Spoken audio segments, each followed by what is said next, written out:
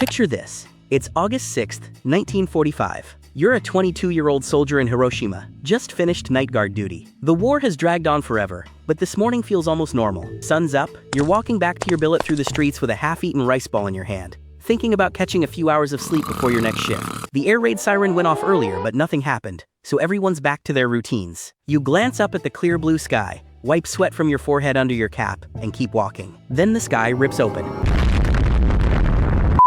A white flash brighter than anything you've ever seen hits you square in the face. Your eyelids are closed, but it burns straight through them. Your skin goes from warm to screaming in the same heartbeat. You don't even have time to think what the, before the heat slams into you like someone opened the door to the sun. And then, the world goes black.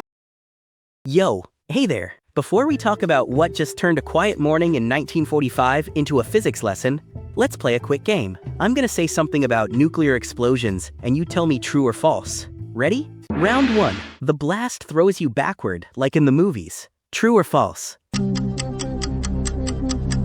False. The pressure wave crushes you in place. You're not flying, you're being compressed like a soda can in a vice. Round 2.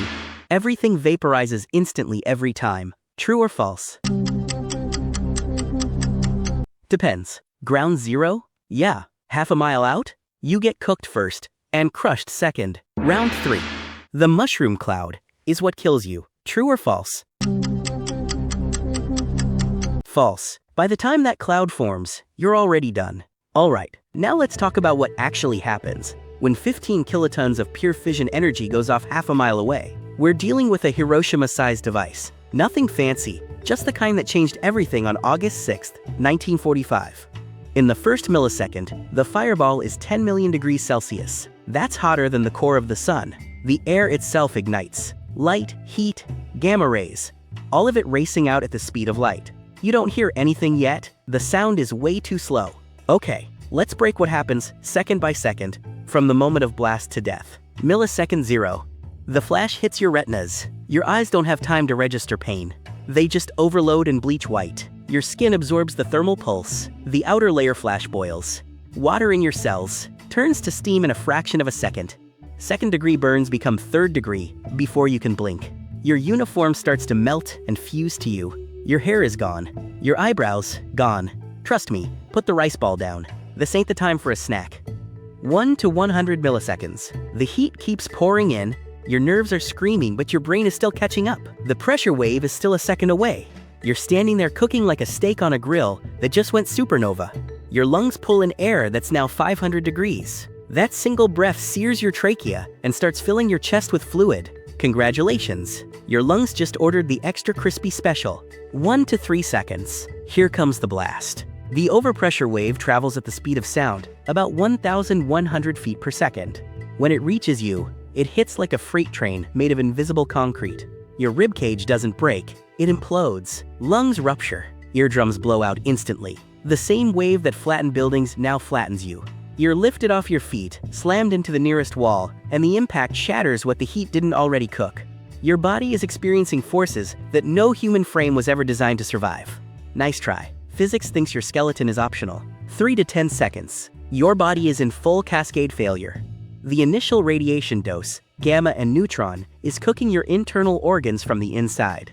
DNA in every cell is shredded. But you're not thinking about that. You're not thinking at all anymore. The pain was so intense and so fast that your nervous system just blue-screened. Shock is setting in. But even that doesn't last long. At least the rice ball didn't have time to complain. Okay, but what does this actually feel like from your perspective? You're walking back from guard duty, rice ball in hand, half distracted by thoughts of sleep. Then the flash. It's not bright.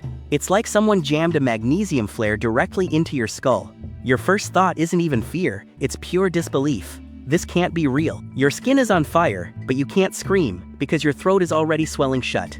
You feel your uniform fusing to your body like shrink wrap from hell. The heat is so complete, it doesn't even register as temperature anymore. It's just wrong, like your entire world has been plunged into an oven set to maximum.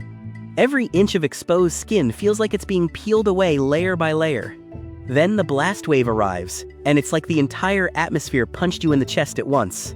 The air is compressed so violently that it feels like being hit by a solid wall. Your ears pop with a sharp crack. Breathing becomes impossible as your chest collapses inward. No dramatic slow motion, no last words. Just your body betraying you in the most efficient way physics allows. You're conscious for maybe 4 or 5 seconds total. Long enough to feel the confusion, the burn, the crushing pressure. Not long enough for fear to fully form. Your brain does you one last solid. It floods you with endorphins right at the end. A tiny chemical mercy so the final moment isn't pure agony. Quick comparison, because not all nuclear deaths are equal. Close enough to ground zero. You're vaporized before your nerves can even fire. No experience at all. A mile out, like you were, you get the full heat blast radiation combo and die in under 10 seconds. 10 miles out, you're lucky. Third degree burns over 50% of your body. Radiation sickness that kills you in days instead of seconds. Modern warheads are bigger. 100 kilotons, 500 kilotons, a megaton. Scale everything up, and the lethal radius grows. But the feel? Same story, just faster or slower depending on how far away you are when the sky lights up. Reality check. Nuclear weapons have only been used in war twice, Hiroshima on August 6th and Nagasaki on August 9th, 1945. About 200,000 people died in the immediate blasts and firestorms, with many more succumbing to injuries and radiation later. Since then, 0, not 1. The odds of you, a random 22-year-old soldier walking back from duty in 1945, dying in a nuclear explosion, went from impossible to reality in a single morning. But the devices still exist, thousands of them, many far more powerful, and every single one is a reminder that this particular way to die is 100% man-made. Aftermath. There's not much left of you to find. Your body is charred, broken, and already cooling under layers of rubble and glass. What remains is barely recognizable as a person. First responders won't reach your block for hours, maybe days. The city is on fire for miles around. Infrastructure is gone. Your half-eaten rice ball is scattered somewhere in the ash. No one ever gets to finish it. Families search for loved ones among the ruins for weeks. Some never find closure. So there you have it. Dying in a nuclear explosion. Faster than a headshot. Hotter than a jet engine. More complete than anything else on the list. No poetry. No profound last thoughts. Just a flash. A crush. And the world going black. Here's how you personally stack the odds even more in your favor, even in 2026. First, support every single treaty and diplomat trying to keep these things from ever flying again. Nuclear disarmament isn't just a slogan, it's the only long-term insurance policy we have.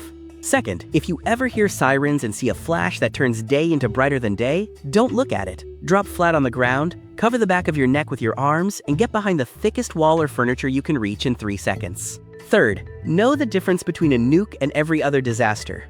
The mushroom cloud means get inside the nearest building, close all doors and windows, turn off fans and AC, and stay put for at least 48 hours while the fallout settles. Fourth, if you're outside when the flash hits, immediately duck behind anything solid like a concrete wall or car, face away from the light, and keep your mouth open so your eardrums don't rupture from the pressure wave. Hit subscribe if you like these morbid deep dives that somehow make you grateful for traffic jams and slow Wi-Fi. Drop a comment with what other ways to go you'd like to explore next. I'm taking requests from beyond the grave.